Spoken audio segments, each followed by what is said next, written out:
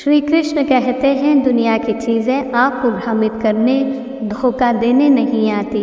दोष आपकी आँखों का होता है।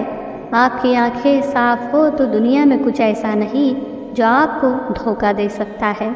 इसलिए आँखों से देखी सुंदरता को देखकर किसी व्यक्ति का चुनाव ना करें। याद रखें, तराजू वज़न तौल सकता है लेकिन खासियत नहीं बता सकता। आइए वीडियो को शुरू करते हैं। इससे पहले कि हम आगे बढ़ें, अगर आप हमारे चैनल पर नए हैं तो प्लीज़ चैनल को लाइक एंड सब्सक्राइब ज़रूर कर दीजिएगा।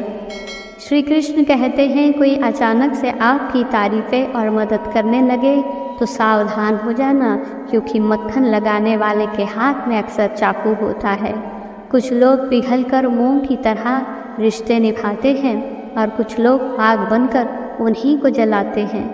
याद रखें, साथ देने वाले कभी हालात नहीं देखते और हालात देखने वाले कभी साथ नहीं देते।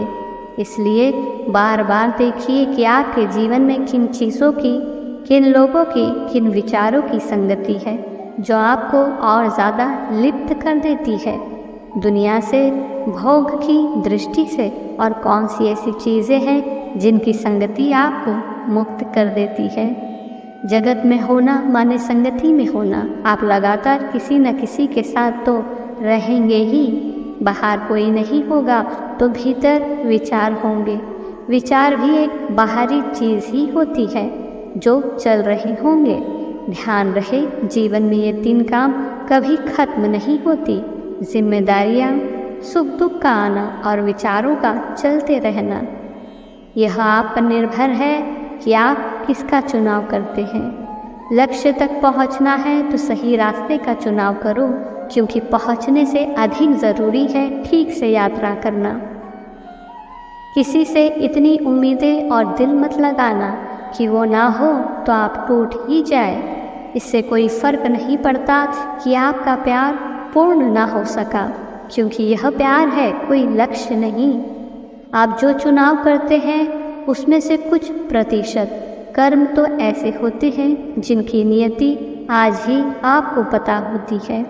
आगाज़ के समय ही अंजाम एकदम साफ होता है, उसके बाद भी हम अंजाम से चौंक जाते हैं। याद रखें, किसी से बिना सोचे समझे बात करना वैसा ही है जैसे बिना निशाना लगाए गोली चलाना। उन दुश्मनों से डरने की ज़रूरत नहीं जो आप पर वार करते हैं, बल्कि उन मतलबी दोस्तों से बचो जो आपके गले लगते हैं।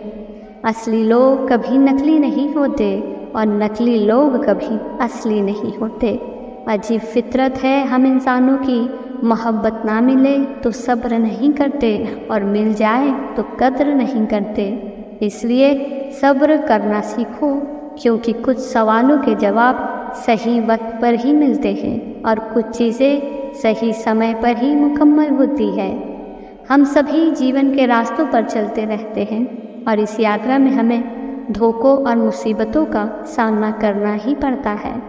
इसलिए इससे बचने के लिए पहला कदम है हमें धोखों और मुसीबतों को स्वीकार करना होता है।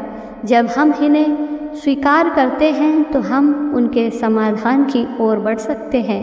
हमें अपने मन में यह दृढ़ निश्चित रखनी चाहिए कि हम किसी भी स्थिति का सामना कर सकते हैं। ध्यान रहे, जिंदगी विज्ञान के प्रयोग जैसी है।